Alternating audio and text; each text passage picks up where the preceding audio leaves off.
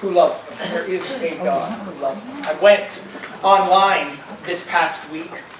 I'll say a word in a moment before we start because it's so important. But I went online and asked about, or typed into the Google search, atheism in Canada. Atheism in Canada. I mentioned it a couple weeks ago, just quickly.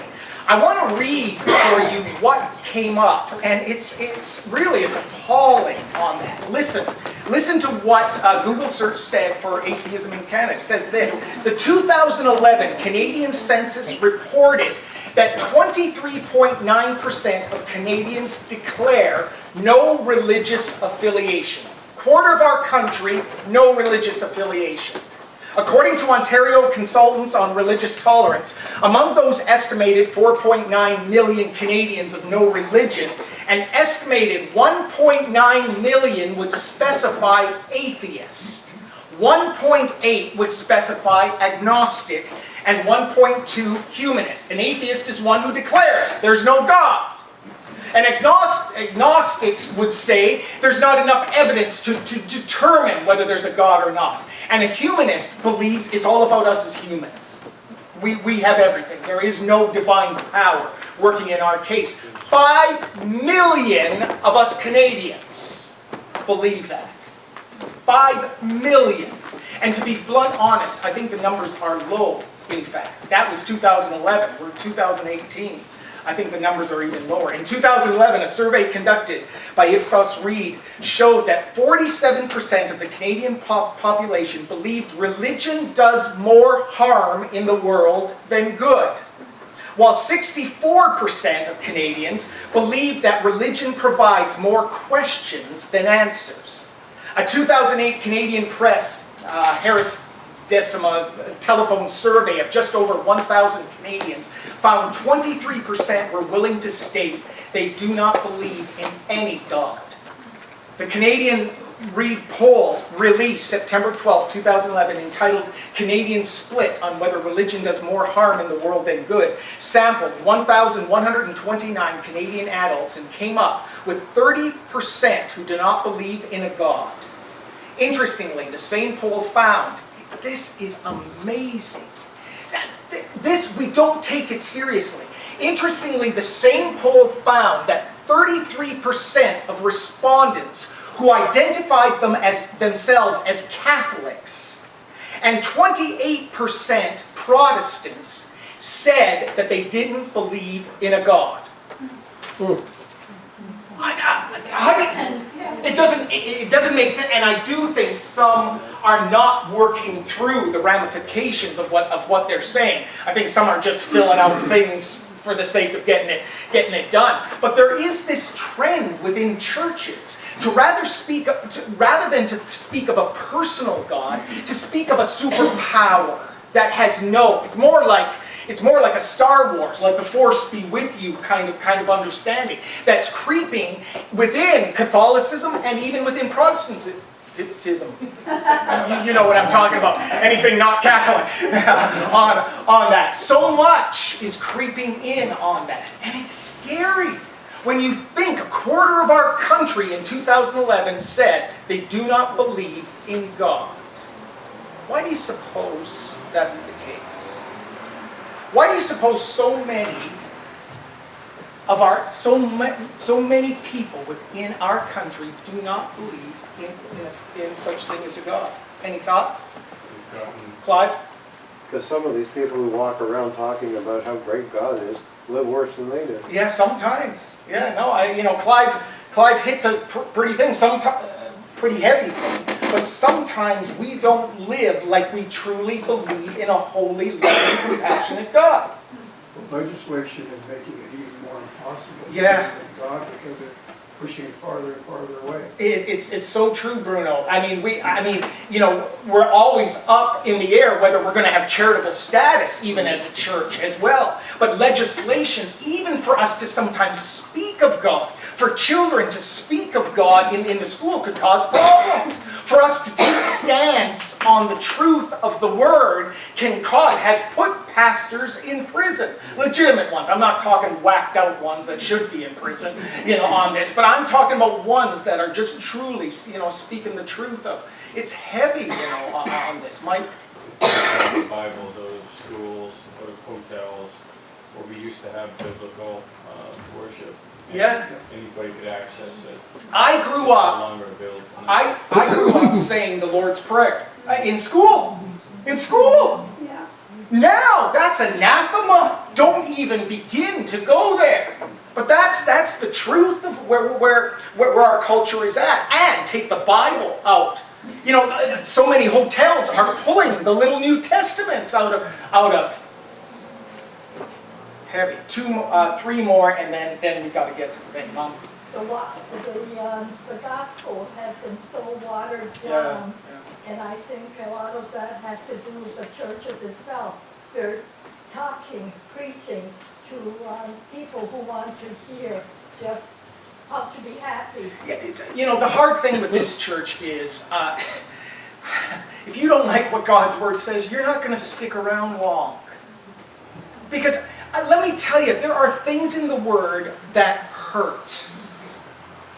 But the reason why so much atheism is out there, we're gonna learn, is not because the evidence for a God isn't there, but because people don't want to come under anyone who calls the shots.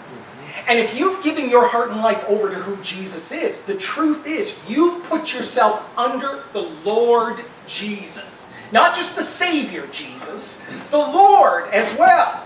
We look at God as Lord, and He's the one that calls the shots in our lives. And the truth is we don't want that. So we change things about Scripture to make it sound better, to tickle our ears on that. And so many, although there are still some good churches, but so many are pulling, there are many good churches. I don't mean to imply that there isn't, but some are tending to pull back from the forthright teaching and preaching of the Word. Sounds good. We'll have bigger churches, but the people will be more confused because, like Mom said, things are being watered down. Paulette, and then Leslie, and then we'll go to the video. I was just going to say exactly what you said. They're prideful. They don't want to have authority because they want to be able to get away with their sin. Yeah, with what they want to do what they want. Yeah. And if God is their authority and He says that's not allowed, then they can't do it. Yeah. And so they want to stay in their darkness. They want to stay in their sin. Sin is fun, otherwise we wouldn't do it, right? So. Thank God for His grace. We don't come to God based on good works. Our good works are as filthy rags in God's sight. But when we come to Him, God then begins to work on our hearts so that we choose to do what's right. I agree with Nancy's prayer at the beginning. It's not about legalistic rules and regulations, but when we come into relationship with who Jesus is, He's going to make you holy. And that is so good when you recognize what holiness is. It's a separation from all that's sinful, all that's selfish, all that's, and we choose to walk in that. What an incredible thing that is. I am so sorry I see so many hands. I can't because we've got to go. I'm going to allow Leslie to have the last word, and then we'll go into after. The video is 25 minutes long. That's it. So it's not an hour long, so you don't have to worry. But I want you to be able to take, I want you to be able to take and to be able to look over. After Leslie gives her bit, I'm going to just run over the questions that are going to be in it. And I want you, if you need a pen, we've got a pen, I want you to scribble down some answers. As you listen to these 3 men talk, 3 of the guys who put the video together, and you'll see Ray Comfort, the one that was going around to the college students, to the university students, asking them. You'll see him in the middle, and 2 of his friends on the outside that speak of the truth. And they're going to be talking about the video in 4 different sessions. We're going to take the first session today, and you'll hear how this goes. But I want us to be able to work out these questions. Basically what I was going to say is, 50, 60, 70 years ago, it was normal for families to go to church and whatever on Sunday. So you're actually being brought up Yeah. in church families, and as you said on Father's Day, you have a tendency to do what you'll follow on from what your parents are doing. So now so many families have no idea even what a church is. Yeah. So therefore their children are being brought to church, and then that's being passed down to generations. So Do you know, I do not like the fact that parents bring their kids to church, drop them off, and leave. But at least that was something, on this. That's not even happening today, so often, where parents are dropping their kids off at church. Blunt honest, mom and dad should be here as well, because it causes, the questions is not caused by religion. The questions are caused by us not living the truth of what our Christianity states. There's where the questions so often come in, and I think it is so important for us to be able to. We're going to go through this first session. We're not going to answer the questions. I'm going to speak them out. And if we don't get done, don't worry. We are going to we'll continue on next week with it. So generally, we end about 20 after 12 here in this service. So we'll probably go that long. But I want to be able to get your input on this. Little different, like I said, but I think it's where we should go. Number one, these are the questions I want us to wrestle with as we go through. Why should Christians be concerned about the revival in atheism? Why should Christians be concerned about the revival in atheism? Why is atheism illogical? Illogical. How would you define logic? These are heavy questions. Don't worry. They come out. Don't be scared off by them. I just want you to hear. How would you define logic? Why is atheism not an issue of evidence? People will say they don't believe in God because there is no evidence. It's a lie. It's a lie. We'll talk about it. Why do you think DNA uniquely spoke to the students? Remember in the thing 2 weeks ago, DNA was the big thing on that. Why did it speak to the students? Number 6, what is the teleological argument? Some of you guys are just shutting me off right now. Don't worry, we'll explain that. What is the teleological argument? By the way, if you've been here the last number of weeks, you should be able to answer that. I won't ask it. Number 7, why should we be rich in good works? On the back, why should we ask questions of those with whom we speak?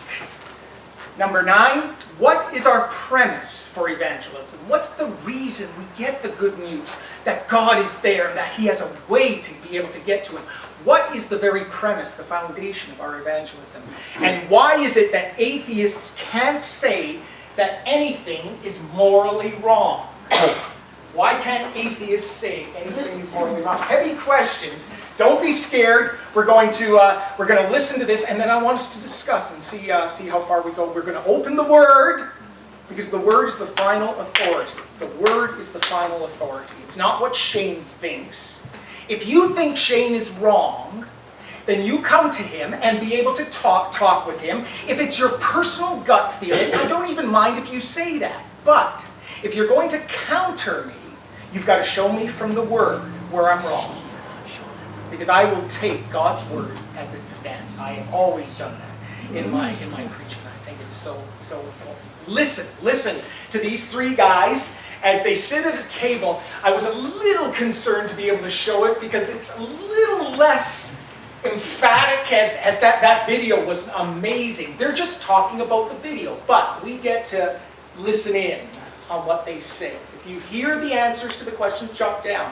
Any questions? That good? Leighton, roll it. Where will you go when you die? $1 million question. And, those who have seen it, Sheldon was saying, I want some of those tracks. I want some of those tracks to be able to get on. Trouble is they are American, so American $1 million, but it's $1.5 million. Get in here. but how important it is, you know.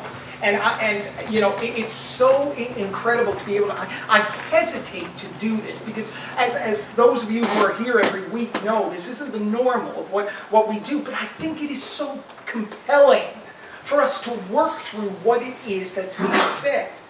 First thing I'm going to say to get us going, it'll flood right into the atheist thing. But isn't it interesting? We have this thing in our head as Christians. What is an atheist?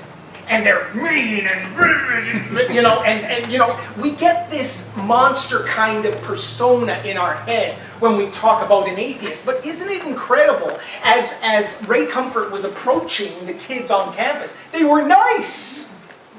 You can't be an atheist if you're nice. Is that right? See, here's the problem. Move apart just for a moment from atheism. Most people think it's not necessarily your relationship with God that gets you to heaven. It's, are you a nice person? Are you nice? And if I'm nice, I know, because I've talked with so many people that think this. I'm really good. We even made comment that sometimes we as Christians can act worse than non-Christians. What's the only difference between us and them, though? Jesus. There it is. That's right, Sherry. It's Jesus. We have given our heart and life over to Jesus. Now, if you're a Christian and you're not living properly, I'll be the first one in love down your throat, you know, and you should be to me, because we should be living properly. That's the truth. But the issue is not how kind you are to everyone. That's going to get you into heaven. I want to give you one thing as we go, as we start on these questions, and we'll complete it to probably next week. But I want someone to read for us Matthew 22, 32 to 40. Matthew 22. 32 to 40. And I want you to hear this. We've all heard this, but this will open your mind as Christians when you are discussing the truth with someone. And I'm not necessarily, I'm just talking with any who are unsaved. The issue is not your goodness. The issue is your relationship with God. Listen to what Jesus was one day asked. When he was asked, what's the greatest commandment? What's the one and greatest commandment? Someone read Matthew 22, 32 to 40. 9 verses. Matthew 22, 32 to 40. Nice and loud. I am the God of Abraham, the God of Isaac, and the God of Jacob. He is not the God of the dead, but of the living. When the crowds heard this, they were astonished at his teaching. Hearing that Jesus had silenced the Sadducees, the Pharisees got together. One of them, an expert in the law, tested him with this question. Teacher, which is the greatest commandment in the law? Jesus replied, love the Lord your God with all your heart and with all your soul and with all your mind. This is the first and greatest commandment. And the second is like it. Love your neighbor as yourself. All the law and the prophets hang on these two commandments. While the Pharisees were gathered together, Jesus asked them, what do you think about... That's it? Up Okay. to verse 40. Oh, 40. Did you hear what Jesus said? Hear this. For our witnessing, understand, what is the first and greatest commandment that Jesus said? What's the first command? No, not love one another. See, this is the issue, Sherry.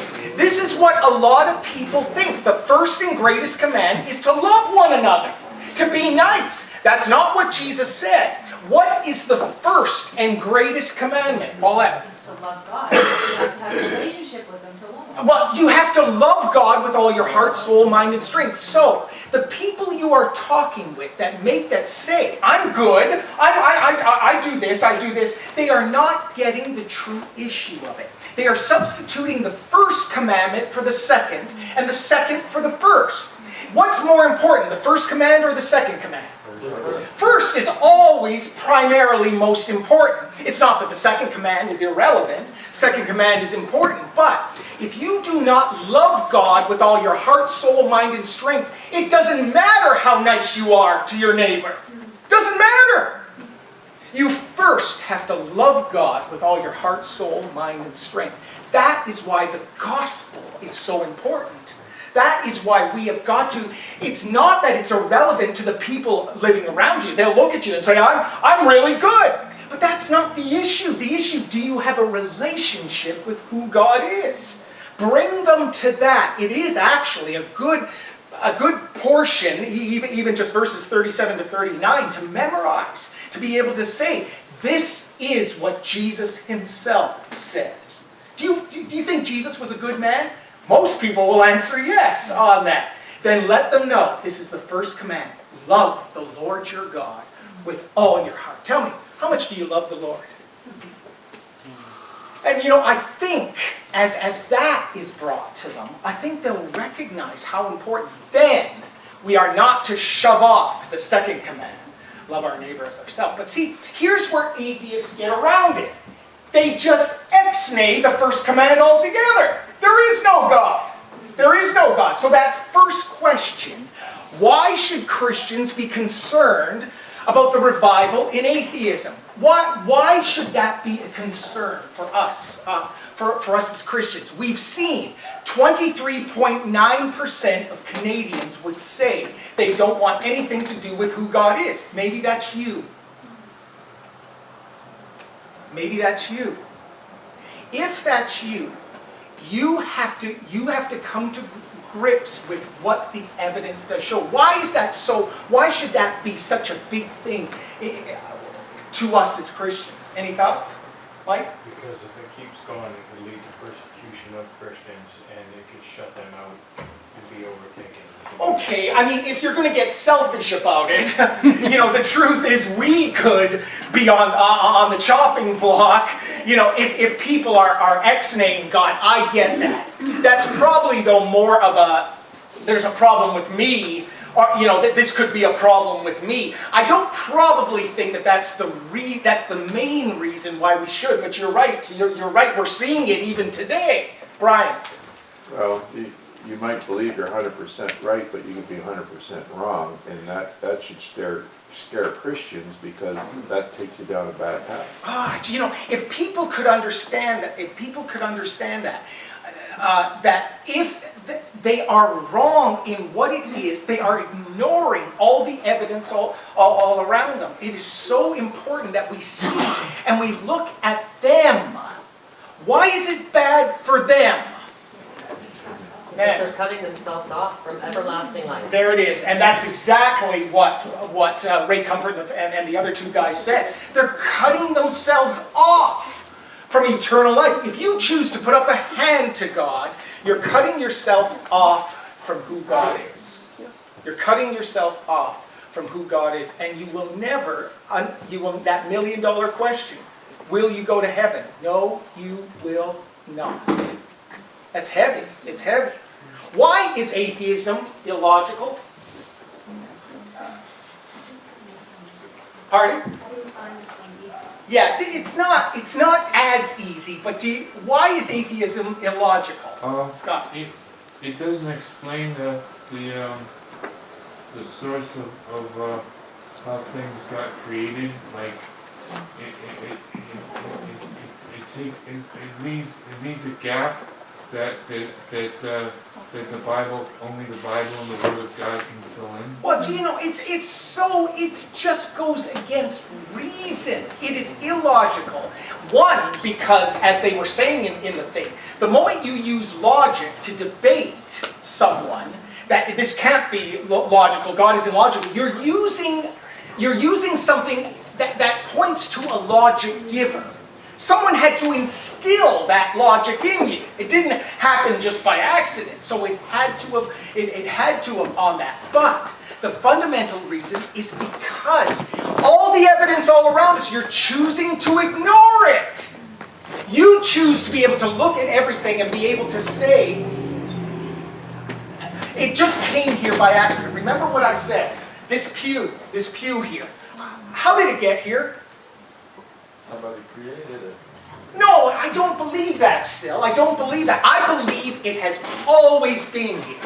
It has always been here. Don't tell... It evolved. and it evolved into what it is. Hear me. People, you laugh at that. We all know there was a creator behind this pew. We all know that someone designed this pew, that someone put it into... Why? Because it's a temporal thing. It's not here forever, for eternity on that. We know that to be the case. It had to have had a start. And that start was with the one who created it, the one who designed it. The exact same thing with the universe. Hear me. Remember when we looked at the second law of thermodynamics says everything in the universe is wearing down. That means this universe is not eternal. It's temporary, just like this pew. So if it's temporary, it means it had to have had a cause. Had to have.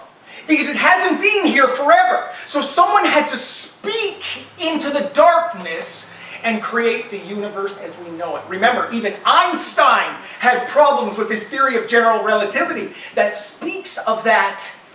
He thought that the universe was stable. His general theory of relativity says that the universe is expanding, with the implication it's not stable. It hasn't been here for eternity. So, Einstein, being the good guy that he was, put a fudge factor within the general theory of relativity. 10 years later, some mathematicians call him on it, and Einstein says it's the greatest mistake he ever made. Why? Because Einstein was a pantheist. He didn't believe in a personal God. But his theory of general relativity pointed to a personal God, personal creator. So he came out of that entire thing. By the end of his life, he was saying, I want to know how God created this universe.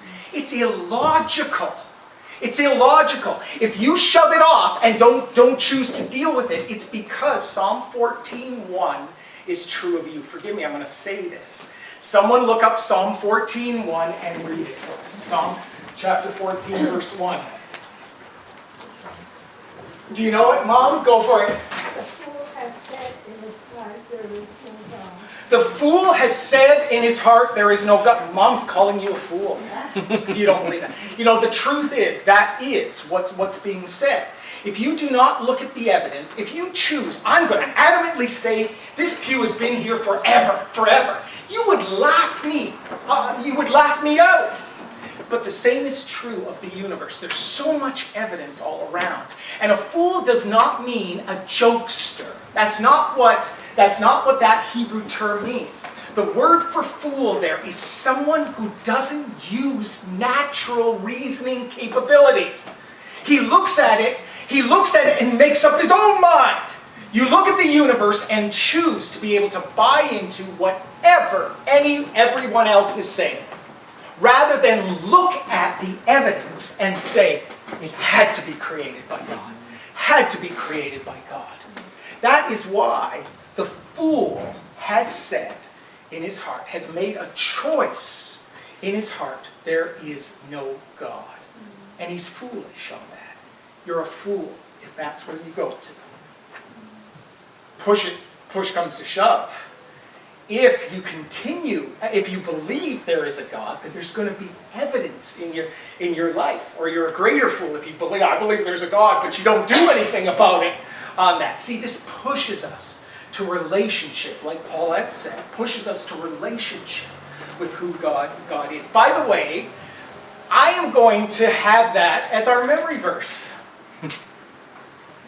And everyone said, amen, on that. Psalm 14, verse 1, simple. Can anyone say Psalm 66:16 to me? Do you remember? Psalm 66, a few weeks ago we said, and I'll even, come and listen, all you who fear God. Yeah, come and listen, all you who fear God. Let me tell you what He has done for me. If, in fact, people are going to have an appetite for who God is, they're first going to have to see it in you. If they don't see it in you, stop arguing with them. God means nothing on that. But if they see it in you, then it will draw them. And the premise for this entire study is the fool has said in his heart, there is no God.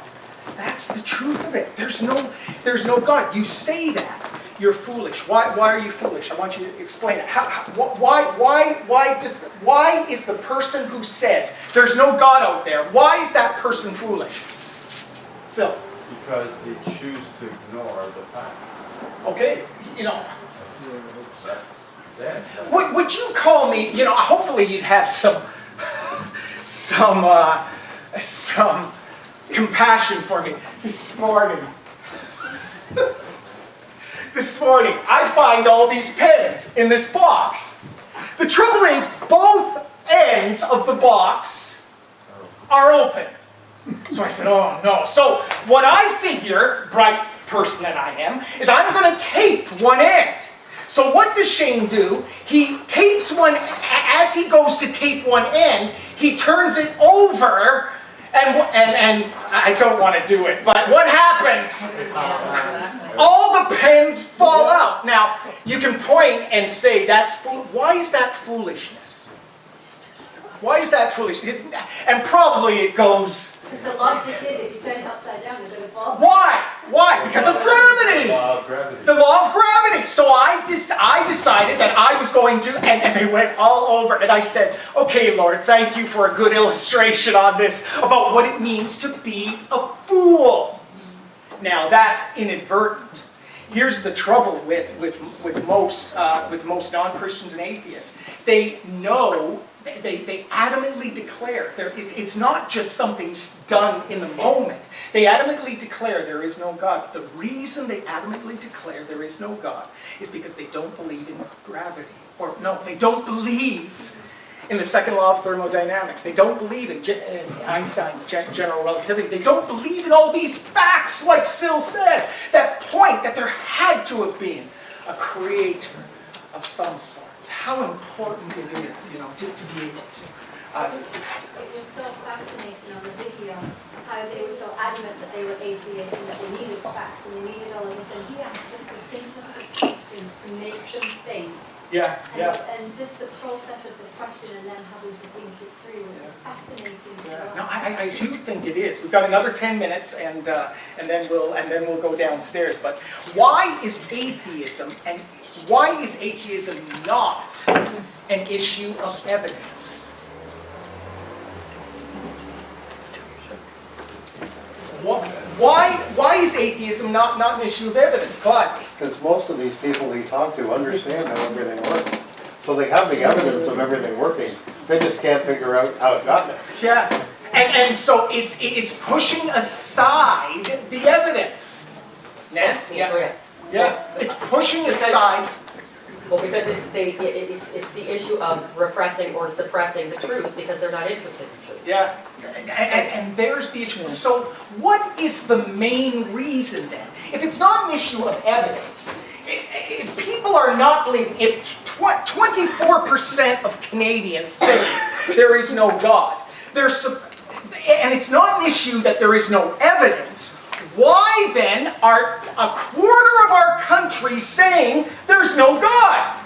If the evidence points to who God is, why? Mike? It's because of their sin. They're involved in their sin so much that they enjoy what they're doing, so they don't want to face a guy that will tell them how to live properly. Leslie? I'm sort of thinking, from what they were saying in the video, it seems to be that a lot of people actually turn against God because of a personal pain. You know, they have a personal issue that's happened in their lives. They say, well, if there was a God, he wouldn't let this happen to them. Okay, are they dealing though with the evidence then? I agree. Let's be blunt honest. Even us as Christians, we've gotten upset at God at times. Why have you done this? Why did you do this in my life? Why this, why that? But does it push us to say then there is no God? Let me tell you guys, you know I'm adamant for the Word, I'm adamant for who God is. But there have been times in my own personal life where I've wanted to off everything because I don't understand why you're doing this, why you're doing this, why you're doing this. What keeps me from doing that? I look and there's a cardinal singing in my back tree. How did that get here? I'm not going to be foolish enough to say it just evolved from nothing. I'm not going to be foolish enough to say that.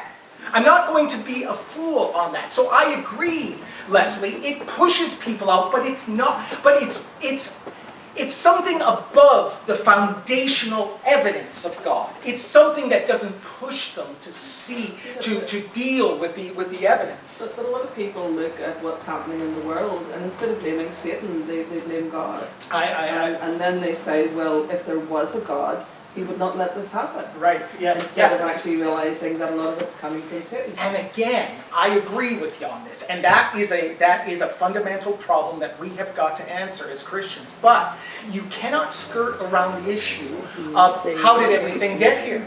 How did everything get here on that? They choose, because of this, to say there is no God, instead of another viable option. Maybe God has a reason for it. Or maybe there's another thing behind that. I get it. It's difficult. It's not an easy answer. I'm glad you brought it up, Les. But to skirt around the fundamental issue, how did everything get here? Is for us to be fools and ignore the evidence. Brian, I saw you waving your hand, brother. Well, I'll give them a bad example. Why do people hate Donald Trump? They hate authority over them, and that's what the atheist is we all hate somebody over top of us. We want to be on top of the heap. Yeah. Do you know, and that is the issue, isn't it? Let me tell you. If we were not, if we understood what the facts were, we would have to say, this is the way it is. The trouble is, if we say there is a God, the moment we say there is a God, it's not defining the Christian God. I understand that. We first have to come to grips with the fact that there is a God in some way out there on that. But that's where a quarter of the country are saying there is not even a God.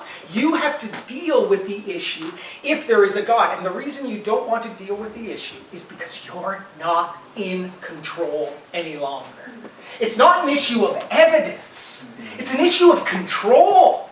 I want to be in control of my life, so I'm going to write God off. That's why the fool has said in his heart, there is no God. He's choosing to ignore the evidence all around him. How does this universe get here? I'm not talking evolving. I'm talking, how did it begin? Supposedly 13.8 billion years ago. Is that how much? You know, they say, how did it get here to begin with? It exploded into being, perhaps, if that's what you want to say. But where did the material come from to explode? Where did the energy come to explode? Where did that all come from? But see, don't deal with that truth. And you're content to be able to say there is no God. But you're lying to yourself. You're lying to yourself, Joel. So all I'm hearing is people being angry at God because of things that they've done in their life, and then they suppress that He exists. How are you supposed to be? How are you angry at someone who doesn't exist? Yeah. So, and isn't that, even they said it in there. It's so amazing. I love what he said. I'm so mad at God because he destroyed this world. He destroyed this world. He only left 8 people. Let's take it logically. If you believe in the fittest, the survival of the fittest, that should be a good thing, because in God's estimation, there were 8 people fit. With regards to genocide, it's good to off groups of people if they aren't strong enough to be able to make it, because that's your belief, not my belief. Not my belief, and not God's belief as well, too. That's a good argument. Why? Because if they aren't able to make it, off them. That's what you said, because you believe in that survival of the fittest on that. But I love the way Ray Comfort said, argue with them. Did God actually destroy this entire world? If they answer yes, then they're admitting that there's a God. If they answer no, it's not a problem. See, the issue, and Joanne brings up a good point. Some people would get so upset at pink elephants. What's the matter? Well, yes, there's pink elephants. Don't see. We believe. There's something inside. If I were to preach, there's a pink elephant, there's a pink elephant, there's a pink elephant, how many would believe How many would believe what Pastor Shane is saying? No. But fundamentally, there's something inside of each of us, like we saw with the idea of this innate understanding of all cultures. There's a sense of God inside of us. Not a sense of a pink elephant, but a sense of God. So we argue against something supposedly we don't believe in, but who rests somewhere calling out to us in our very heart. And that's why we get angry. They often say the opposite of love is not anger, it's apathy. So someone who's angry at you or at what you're saying is oftentimes not that distant from God as the one who's apathetic, doesn't care. So important. Still. I think the enemy has done a really good job at blinding our children with education. The smarter they get, the less they need God. Here's the problem, though, I'll say with that. Education does not make us less towards God. When we know this universe for what it is, truth will always point to God. We have this understanding, you can flip on any television that speaks about evolution, everything. There is no God, this is the way we got here. And in that, our children are being formed in this understanding, with this premise, there is no God. That's the problem. If we can get back to the point where we say, let me tell you the evidence that there is for a God. Even with, you kids, Brian, Natasha, I tell you guys, you got to stand strong for who God is. By God's grace, I said in high school, I am going to stand strong for who God is. That doesn't pat me on the back. It just makes me say, I want to know truth. Because hear me on this, whether it's Brian or Natasha or any of us, it bites. Truth bites. If you choose to run from it, it is eventually going to bite you. And we have got to say, if the evidence points to a God, I have to submit myself. Or else, I'm a fool, and one day I'll be bit. One day I will be bit. So important, so important. It's that, and we'll close off with this, but you see at the very start, Matthew Henry's quote. It is so true what Mike said. The reason people do not believe in God is not because there isn't evidence to show he's got to be there. He has to be there, unless you believe this pew really is eternal. Do you? Anyone? Yes? Come on. Then you would take something as complicated as the universe and say it just happened. It just, without, it's so, the issue is not the evidence. The issue is the moment we say, yes, there is a God, I better come to understand how I fit into His understanding. I've got to give my life over to who He is. This is what Matthew Henry says. No man will say there is no God till he is so hardened in sin that it has become his interest that there should be none to call him to account. What Matthew Henry is saying is, the only way you can say there's no God is because you're playing with your sin and you don't want anyone to call you to account one day. So you off God. You off God, and you instead focus on command number 2 rather than command number 1. And you show everyone, I give to this work. I'm really nice. I smile all the time. I try to help old ladies across the street. I stop to be able to change this. Those are good things, and I think we have to acknowledge it, but it doesn't get you to heaven. Because the first and foremost thing is love the Lord your God with all your heart, all your soul, all your mind, all your strength. You don't do that, forget the second command. It will not work for you. It won't work for you at the judgment seat when you stand before the God that is there. You got to know it. You got to know it. George? We should not judge God. God will judge us. Yeah. And George, that's what they were saying. A lot of times we sit on the only good thing.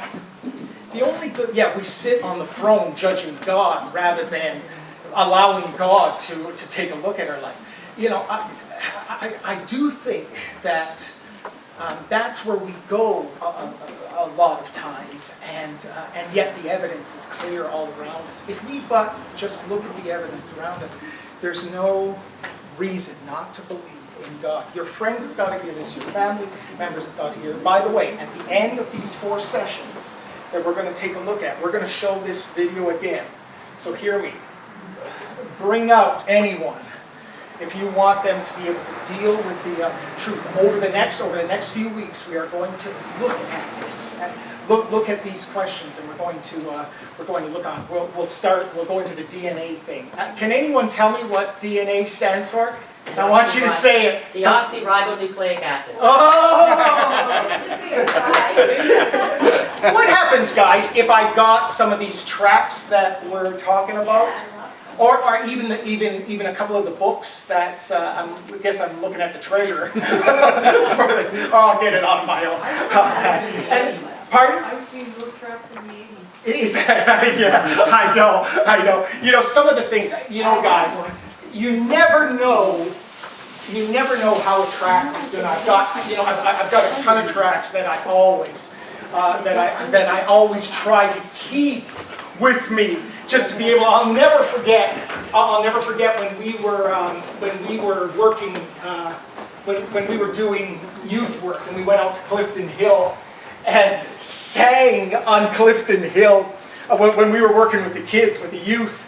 We went out, a couple guys brought their guitars and played on Clifton Hill, and we sang as the people were going by. I don't think it's even allowed any longer, but 15, 20 years ago would have been, that's exactly what we were doing on that. And it was so funny, you know, almost the skyscraper above us there was a lady from the 8th floor says, "Someone sing Kumbaya!" We heard yelled down to us. But amazing the opportunities God gave us to be able to speak the truth. I was amazed at Ray Comfort. He tried one thing, it didn't work, the DNA molecule. He tried another thing, putting a sign up.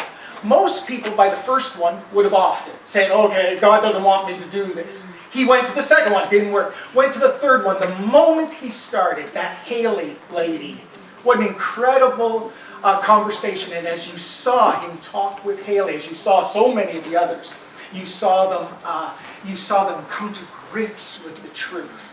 And whether or not they gave their heart to the Lord is up to them. But I have these Atheist Delusion tracts. If you want to pick one up, I gave them out a couple of weeks ago. If any of you have, Paulette wanted a couple more because she's got someone to be able to give it out to. If you'd like one. And my encouragement, before you hand it out, read it. Because what happens if they look at you and say, "Well, I'm not sure I agree on page 6. Well, what exactly is on page 6? Know your stuff.